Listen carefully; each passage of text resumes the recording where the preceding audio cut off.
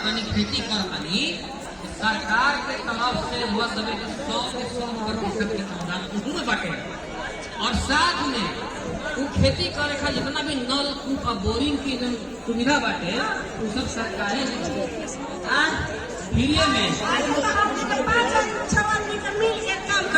हाँ 6 आदमी जमीन पर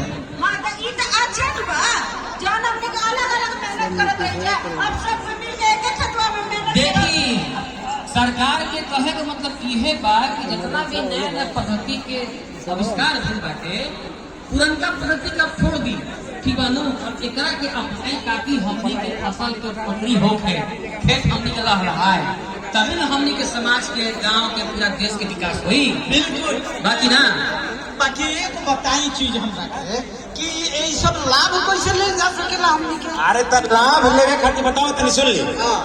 रउआ पहिलका नंबर जन कृषि विभाग के जन डीबीटी पोर्टल बड़ुए ओजे जाके रजिस्ट्रेशन करा दी अपना नाम से, ओजा जैसे ही रजिस्ट्रेशन